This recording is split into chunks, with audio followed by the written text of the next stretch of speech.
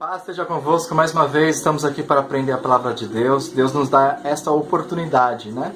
Antes vamos orar. Senhor Deus, eterno Pai, nós estamos aqui, Senhor, para aprender a Tua palavra. Eu creio que o Senhor estará conosco para abrir o nosso entendimento. Eu sei que cada um vai aprender, Pai, um com o outro, aqueles que estiverem assistindo o vídeo, meu Pai, e que possamos aprender a Tua palavra, que o Senhor venha estar conosco, meu Pai. Nós repreendemos agora todo o mal, em nome de Jesus, para que nós possamos entender facilmente a Tua palavra. Assim eu te peço, em nome de Jesus, amém, ó Pai. O nome da lição de hoje é Amigos Corajosos. Dá para ver aí? Vamos aprender o versículo da revistinha, lá em Efésios, capítulo 4, versículo 32, diz assim, ó: Sejam bons e atenciosos uns para com os outros, e perdoem uns aos outros, assim como Deus, por meio de Cristo, perdoou vocês. Amém? Vocês lembram da última lição que eu disse? Foi de Judas. Então agora eu vou dar continuidade do que aconteceu naquele momento onde Judas deu um beijo em Jesus, traiu Jesus com um beijo. E lá no último vídeo eu não explico o que aconteceu depois, né? Hoje eu vou explicar. Tudo aconteceu em poucas horas. Jesus foi preso e julgado na casa de quem? Do sumo sacerdote, olha aí. Caifás, o nome dele. Depois foi levado para o governador. Quem era o governador na época de Jesus? Caifás era o sumo sacerdote. E quem era o governador? Pilatos. Pôncio Pilatos. Que mandou crucificá-lo. Ele que mandou crucificar Jesus. Pois a multidão gritava: crucifica-o, crucifica-o. Eles falavam que era para soltar Barrabás e prender Jesus. Jesus ficou no lugar de um criminoso, né? Barrabás era criminoso. Barrabás fazia mal para as pessoas. Depois de baterem muito em Jesus, ainda lhe fizeram usar uma coroa. Então, quando bateram nele, depois de tudo isso, depois de maltratar ele, ainda colocaram uma coroa, mas uma coroa de espinhos. Olha aí. E os fizeram carregar a própria cruz até o alto do Monte Calvário, no Gólgota. Olha aí o Gólgota. Lá, Jesus foi pregado na cruz, que foi erguida entre dois outros criminosos. Então, além de Barrabás, que eu disse, lá na cruz já tinha dois criminosos, duas pessoas que faziam mal a outras pessoas, que também haviam sido condenados à crucificação. Naquela época, os que eram crucificados eram pessoas que eram terríveis, pessoas maldosas. Os religiosos e os soldados humilharam Jesus, zombaram dele, mas ele falou algo extraordinário, ele falou algo muito importante para um daqueles homens. Um daqueles homens falou assim: Senhor, Mestre, lembra de mim quando estiver lá no reino. Lembra de mim quando estiver no paraíso. E olha que Jesus diz. Em Lucas capítulo 23, versículo 43. Respondeu-lhe Jesus: em verdade te digo que hoje estará comigo no paraíso. Jesus surpreendeu ele, como surpreende qualquer pessoa que aceita ele e reconhece que ele morreu por ela. Você seria capaz de dizer isso para uma pessoa que faz o mal? Você seria capaz de dizer isso se alguém lhe fizesse algum mal?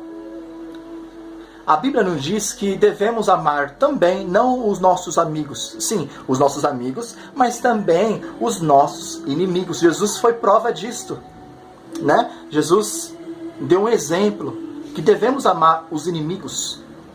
É difícil, mas nós temos que amar. Assim como Jesus amou.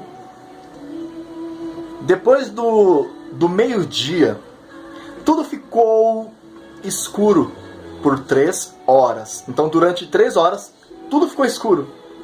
Por volta de 3 horas da tarde, Jesus clamou em alta voz. Jesus bradou em alta voz e depois morreu. No templo, algo inédito aconteceu. Lá no templo, tinha uma cortina que separava o Santo dos Santos do restante do templo. Olha o que acontece. Lá no templo, tinha uma cortina, e só quem passava por aquela cortina, onde era lá era o tabernáculo, e as pessoas, só quem passava por aquela cortina era o sumo sacerdote. O sumo sacerdote, olha aí o sumo sacerdote, ele era o que orava, ele representava o povo. Então ele passava por essa cortina. Esta cortina tinha aproximadamente 18 metros de altura e mais ou menos 12 centímetros de espessura. Então ela era bem larga. Só que se este sumo sacerdote, se ele tivesse em pecado, se ele cometeu algum pecado, quando ele entrasse por aquela cortina para orar pelo povo, ele, Deus, na hora ele era morto. Ele morria, porque só entrava lá quem era puro assim, quem não pecava, né? Então, olha o que aconteceu com essa cortina.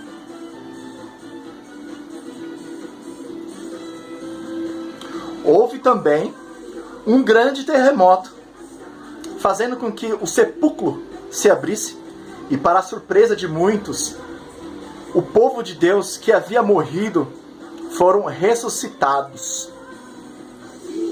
E a cortina, que eu disse agora, se rasgou.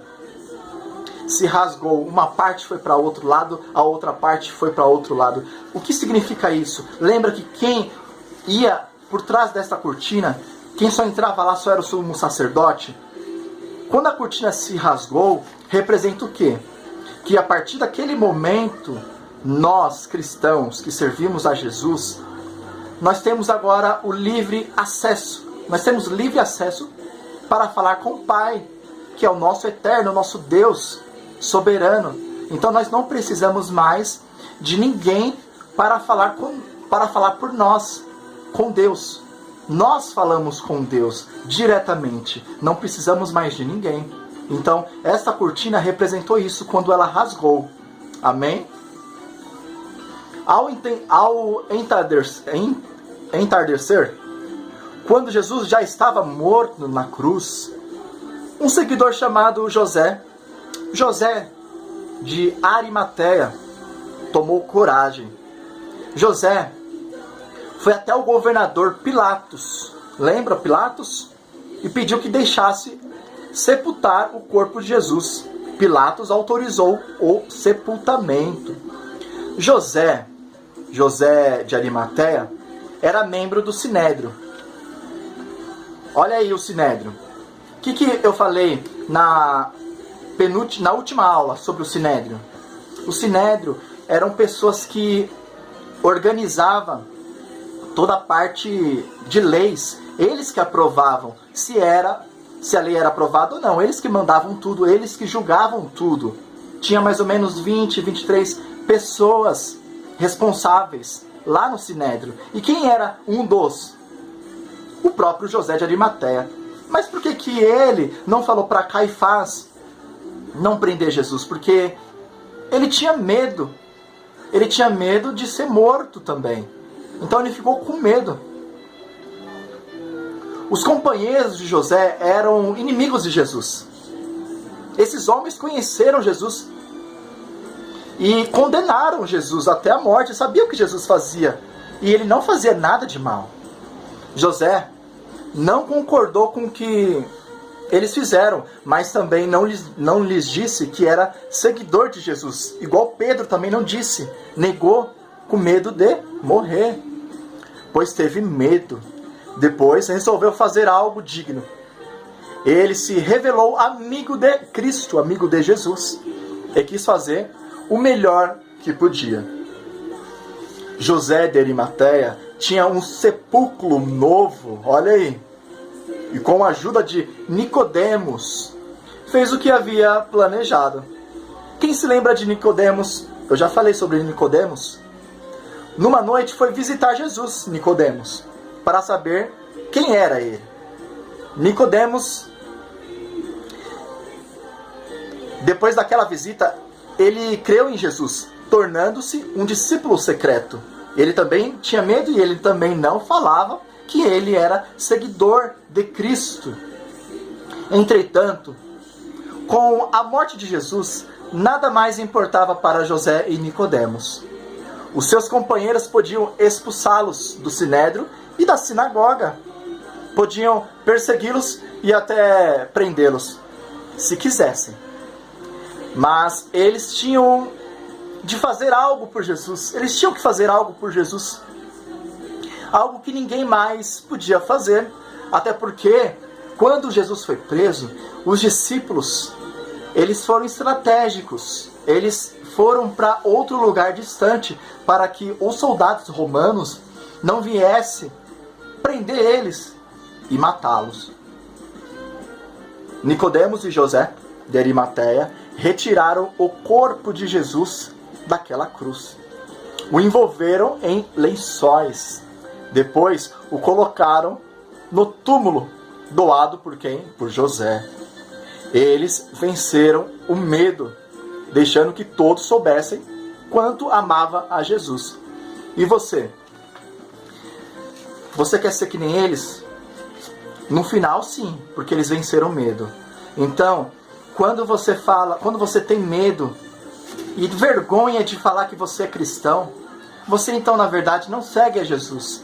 Porque quando seguimos a Jesus, este medo é vencido. Este medo de falar que segue a Jesus. Esta vergonha, ela é vencida. Porque quando seguimos a Jesus, nós não temos vergonha e muito menos medo de nada. Amém?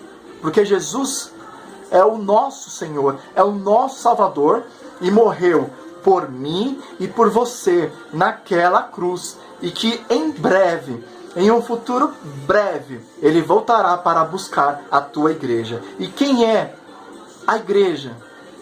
A igreja somos nós. E nós temos que estar preparados para a vinda do nosso Messias, para a vinda do nosso Yeshua HaMashiach, o nosso Jesus Cristo. O Jesus Cristo que vive em nós. Deu para aprender a aula de hoje? Eu acredito que eu fui claro para que vocês pudessem entender.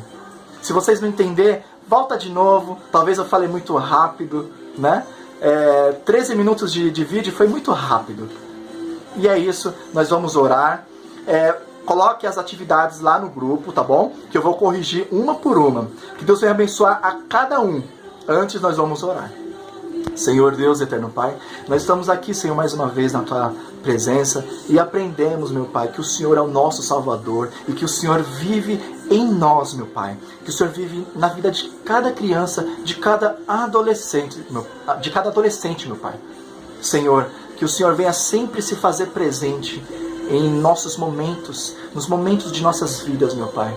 Que o Senhor venha estar conosco em todo o tempo, nos ajudando e nos fortalecendo, em nome do Senhor Jesus. E, é claro, nos ensinando a Tua palavra, o Teu amor. Pai, que o Senhor venha dar um dia abençoado para eles, uma semana abençoada, em nome de Jesus. Amém. Que Deus abençoe a tua vida. Fica na paz.